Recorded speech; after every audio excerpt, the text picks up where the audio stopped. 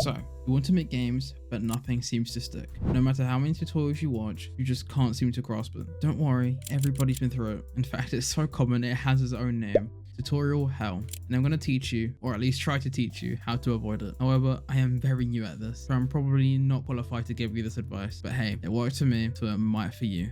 You probably have a dream game, and I don't want to crush your dreams, but the first step of learning to create games as a beginner is to scrap this idea, or at least postpone it, since most likely the scope is just too big and is resembling something more akin to a AAA title than a solo indie dev project. And even if you're trying to make something smaller, like Stardew Valley or Lethal Company, you have to remember you're still a beginner, and these games were made by devs with a lot more experience than you. So you're going to get stuck and fed up, and you're going to quit and think that game dev isn't for you. But that's just not the case. And before we progress, I just want to say that this is a brand new channel. So if you like this information or this style of content, consider to like or comment or even subscribe. It'd mean a lot. I'd really appreciate it. So now that you're not trying to make a AAA title, you have to start small. Something very simple and probably not even very good. For example, my first game was a simple platformer with 3 levels with very simple mechanics. This taught me enough of the basics to be able to say I grasp game development. And even if I didn't make a game I want or even like, at the end of the day, I had a game. So what can you do? Well, start like I did. Make a platformer. They're really easy to make and show you a lot of different concepts depending on the variety of things you want to add. Like I added buttons, lasers, and moving platforms, which taught me a lot of the programming basics that I could use in other projects or other components. I also just recommend you start with 2D. Even if you want to make 3D games, just start with 2D first. It's easier to get the hang of than 3D, but all the fundamentals transfer over. So once you understand the basics, you can move over to 3D. So start small, and once you know the basics, then you can start branching out and making something more to your liking. But make sure to control scope creep and don't go too complex straight away.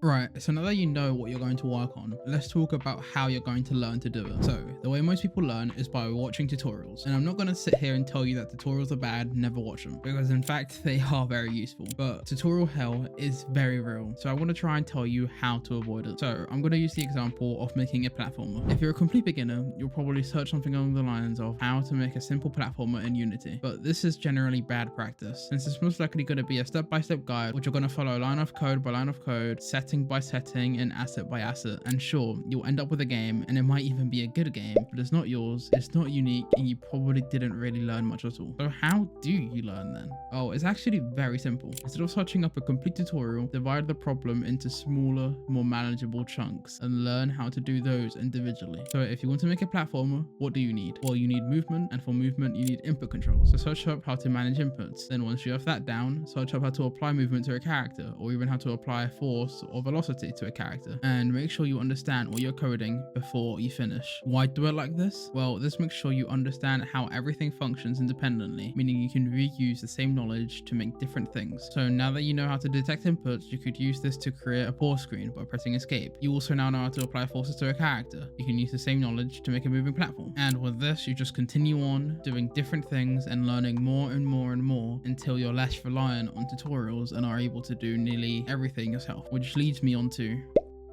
okay, now you know why to start and how to learn. So why don't you take someone else's code, assets, or art and just put it all together? Well, just like before, you run into the same problem. You're not really learning anything. All you know how to do is put assets together, which might be useful, but you're going to struggle making something unique, or if you want to take game dev professionally. So try and do everything yourself at least once, even if it's not something you want to specialize in. Like if you hate coding or drawing, try and make one script or one character or sprite yourself. It doesn't have to be good, and it definitely doesn't have to be perfect. It just has to serve its function and work and teach you how to do it and how to improve. If you're making a component, instead of searching up 3 assets or a script that someone's made, try and write it yourself. At least once, you should try and do it yourself. You should obviously still search stuff up if you can't figure it out, but search up the most basic functions, like how to add force to a rigid body instead of how to jump in Unity, or just use your game engine's documentation and try to understand how to do it without any tutorials. And that way you improve your skills and learn and rely less on other people. Okay, now that we're near the end of the advice, it's time to talk about tools. Tools are one of the most important things that you can use in game dev, and there are so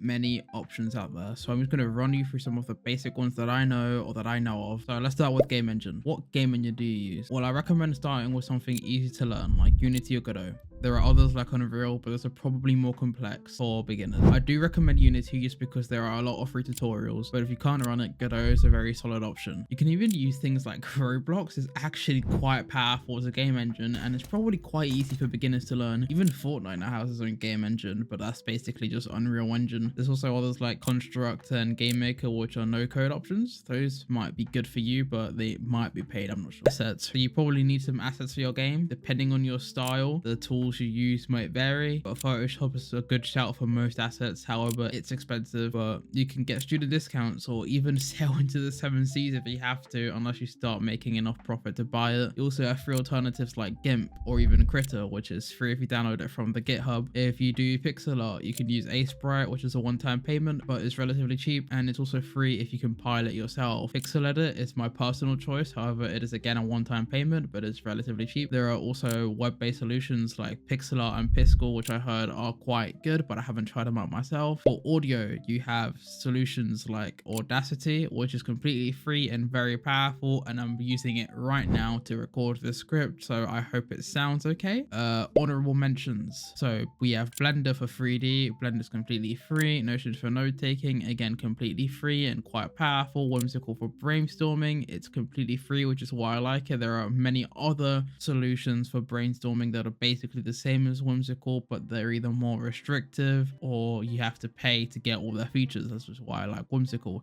GitHub Desktop for version control, itch.io for assets and publishing, Newgrounds for publishing, and OpenGamer for miscellaneous assets. There are a lot more tools, and if you can think of any useful ones, leave them in the comments. I'm sure someone would love to see them, and I know I would, so just leave them down below. Right, my final tip for learning game development, the one thing that's probably helped me out the most, and it's probably the most simple one out of the whole list: watch game dev YouTube. Anything that interests you, dev vlogs, tutorials, tips, advice, behind the scenes footage of big games like Apex Legends, Fortnite, literally anything that makes game dev videos come up on your YouTube homepage. Then whenever you watch YouTube, just watch a couple of these, and any new concepts that get brought up that you think, oh, I haven't seen that before, or I could use that, or I could have used that, just take note of it and try and research it and implement it into your next project. This is literally how I learned that C# and Unity events existed and how helpful they are, and I've learned so much just by doing this and repeatedly just going on YouTube and just watching stuff. And you did it. You've reached the end. Hopefully my advice can help you to become a better game developer or become a game developer in the first place. There's definitely a lot more you can learn and expand on it as much as you please, but just keep on learning, and please subscribe. It's a brand new channel, so I'd appreciate it. Thanks for watching. Bye-bye.